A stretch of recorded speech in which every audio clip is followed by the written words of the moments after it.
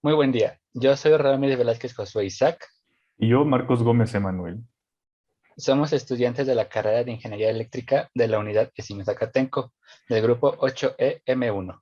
Y les vamos a explicar y a mostrar el fenómeno de inducción electromagnética.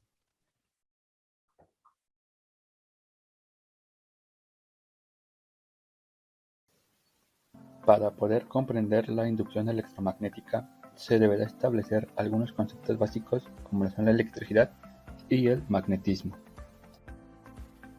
El primer concepto, que es electricidad, se entiende que es el flujo de carga eléctrica.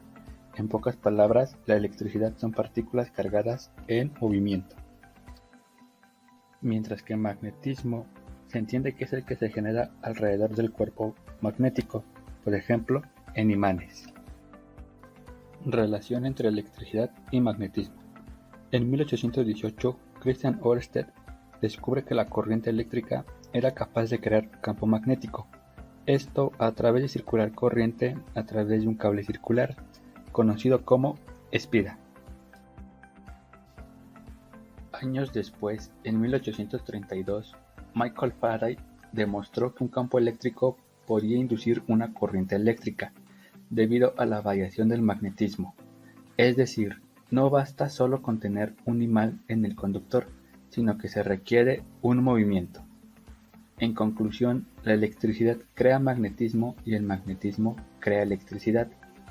Al igual, Faraday demostró que la fuerza eléctrica y magnética se transmiten por medio de campos. Posteriormente, Maxwell formuló una serie de ecuaciones conocidas como las ecuaciones de Maxwell, donde unifica la electricidad y el magnetismo, mejor conocido como electromagnetismo. Una vez establecidos los conceptos físicos que interfieren, podemos explicar la inducción electromagnética.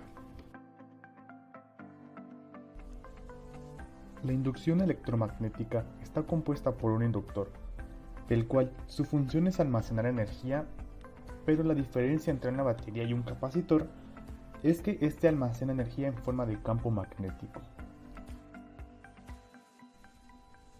Este funciona mediante tres principios. El primer principio, descubierto por Christian Ørsted, el cual explica que mediante el movimiento de electrones a través de un conductor se crea un campo electromagnético. El segundo principio fue descubierto por Michael Faraday, quien explica que la variación de un campo magnético a través de un conductor genera una corriente eléctrica. Y el tercer principio, descubierto por Heinrich Lenz, el cual establece que cuando se genera una corriente eléctrica mediante un campo magnético, la dirección de la corriente inducida es tal que genera un campo magnético que se opone al campo magnético que la generó, es decir, el del imán. Estos tres principios son la base del funcionamiento del inductor para explicar cómo es que se almacena energía mediante los campos magnéticos. Asimismo, estos principios explican cómo la corriente dentro de un circuito es atrasado por los componentes inductivos. Esto quiere decir que el campo electromagnético inducido en el inductor irá incrementando gradualmente hasta lograr un campo electromagnético máximo, siempre y cuando exista una variación en el campo magnético. Una vez que no existe variación en el campo magnético, el campo electromagnético inducido irá decreciendo gradualmente hasta llegar a cero.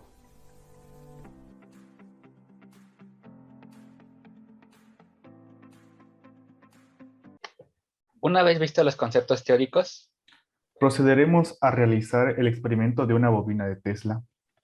para visualizar el fenómeno de la inducción electromagnética.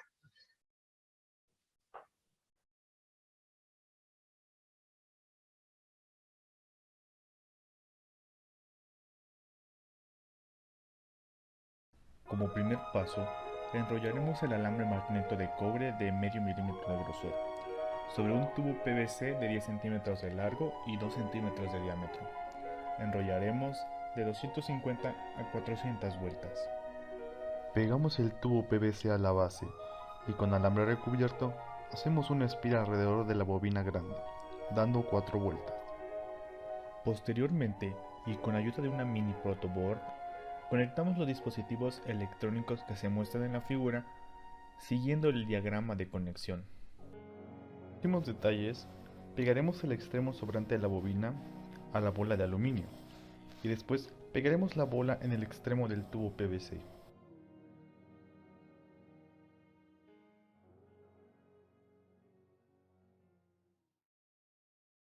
El funcionamiento de la bobina de Tesla se puede describir de la siguiente forma. Una corriente pasada por el transistor que funciona como un oscilador generando una alta frecuencia en la bobina primaria, la cual a su vez entra en resonancia con la bobina secundaria. Al pasar por la bobina primaria una corriente, esta genera un campo magnético sobre la bobina secundaria y que, gracias al oscilador, este campo magnético también oscilará. El campo magnético alterno producido en la bobina primaria genera una alta tensión también alterna en la bobina secundaria. En esta última también se genera un campo magnético, lo cual se puede ver en sus efectos en el medio. Por ejemplo, al acercar un tubo fluorescente o un foco de bajo consumo, se puede apreciar la ionización del gas contenido en dichos tubos al encenderse.